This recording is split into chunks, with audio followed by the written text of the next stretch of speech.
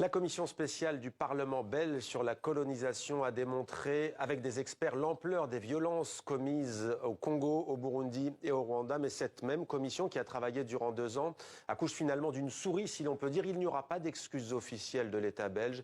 Les différents partis politiques de Belgique ne sont pas arrivés à trouver un compromis. Avec nous ce soir, Valérie Rozou, experte, politologue et experte des questions mémorielles précisément. Vous enseignez à l'UC Louvain. Peut-être d'abord une réaction, pas d'excuses officielles de la Belgique. Quel sentiment vous anime après ces 2 ans de travail qui ont suscité un immense espoir? Oui, c'est même 2 ans et demi en fait. Ça a démarré en juillet 2020. Et donc ça a été un travail assez gigantesque sur le plan collectif entre un premier rapport d'experts, plus de 600 pages, des 150 orateurs entendus pendant des mois, un deuxième rapport d'experts, un voyage sur place Congo, Rwanda, Burundi, donc énormément d'attentes, et puis cette absence d'accord politique tout à la fin. Donc une déception évidente. Pourquoi cet échec et qu'est-ce qui a fait obstacle au juste pour que ces excuses n'aient pas lieu?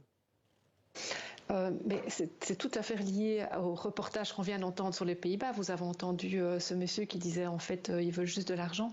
Donc il y a énormément de résistance par rapport à toutes les démarches de type travail de mémoire, que ce soit en Belgique ou ailleurs. C'est pas du tout nouveau.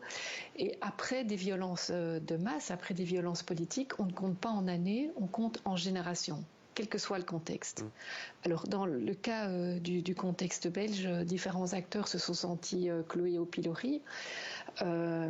Et ces acteurs, eh bien, ou leurs descendants, eh bien, ils résistent parce que c'est difficile de représenter un passé qui est embarrassant. Donc, mais ce que vous nous dites, c'est que ce qui a posé problème, c'est la question des réparations financières. Pourtant, Wouter de Vriend, le président de la commission, dit que ces excuses n'impliquaient pas justement de réparations financières. C'est là qu'il y avait un nœud. Donc il y avait 4 grandes problématiques pendant les 2 ans et demi. La première problématique, c'était la connaissance, dans la question de la vérité. Qu'est-ce qui s'est passé? Là, ça s'est bien passé, ça s'est bien déroulé, je trouve. Il y a une ouverture des archives et énormément d'avancées. Et puis la question de la reconnaissance, ça a été reconnu par tous les acteurs qui sont venus. Donc connaissance, reconnaissance, et puis la question de la responsabilité. Et puis la fameuse problématique des réparations.